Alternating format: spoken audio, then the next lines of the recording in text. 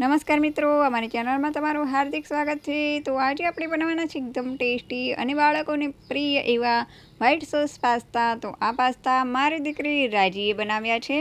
તો જો કે એનું આખું નામ તો રાજવી છે, પણ અમે એની લાડમાં રાજી જ કહીએ છીએ। તો ચાલો રેસીપી ફટાફટ જોઈ લઈએ। તો સૌથી પહેલાં તો એક પેનમાં આ રીતે 1.5 ગ્લાસ જેટલું પાણી એડ કરવાનું છે। ત્યારબાદ આપણે 1 વાટકી જેટલા આમાં પાસ્તા એડ કરવાના છે। જો કે અત્યારે પાસ્તા ઘણી બધી ડિઝાઇનમાં મળે છે, તમને જે ડિઝાઇન ગમે ને એ ડિઝાઇનના પાસ્તા અહીંયા એડ કરવાના છે। તો અત્યારે એ એકલી પોતાના માટે જ બનાવી રહી છે, એટલે બહુ જ ઓછી ક્વોન્ટિટી લીધી છે। તમે ઈચ્છો એ પ્રમાણેમાં ઓછું વધારે કરી શકો છો।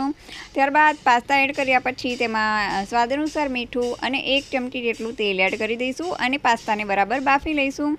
પાસ્તા બરાબર બફાઈ જાય એટલે એને એક ચાળણીમાં કાઢી લેવાના છે અને એની ઉપર ઠંડુ પાણી એડ કરી દેવાનું છે, જેથી પાસ્તા એકબીજા જોડે ચોંટી ન જાય અને એકદમ છૂટા રહે એટલા માટે। તો ચાલો હવે કરીએ વઘાર। તો વઘાર માટે અહીંયા 1 ચમચી જેટલું બટર લીધું છે અને 2 ચમચી જેટલો મેંદો આમાં એડ કરી અને આ રીતે મેંદાને બરાબર શેકવાનો છે ધીમી આંચ પર।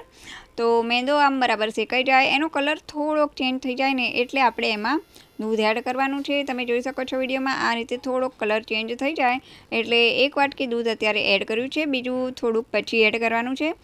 દૂધ એડ કર્યા પછી તરત જ મેંદામાં ગઠ્ઠા પડવા માંડશે, પણ ચિંતા નહીં કરવાની, ગેસ એકદમ ધીમો જ રાખવાનો છે અને સતત હલાવતા રહીશું ને એટલે એ ગઠ્ઠા પણ દૂર થઈ જશે।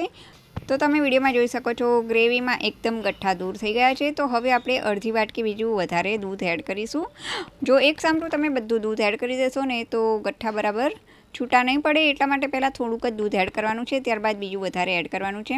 હવે આપણે અડધી ચમચી જેટલા ઓરેગાનો એડ કરવાનું છે અને અડધી ચમચી ચીલી ફ્લેક્સ એડ કરી અને સ્વાદ અનુસાર થોડુંક મીઠું એડ કરી દેવાનું છે। તો હવે બધી વસ્તુને બરાબર મિક્સ કરી દેવાની છે। ગેસની ફ્લેમ હંમેશા ધીમી જ રાખવાની છે।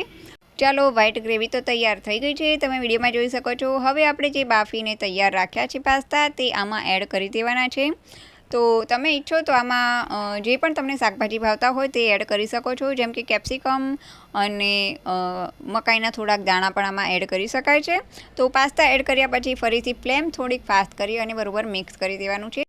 બરાબર મિક્સ થઈ જાય એટલે આપણા વ્હાઈટ સોસ પાસ્તા તૈયાર થઈ ગયા છે।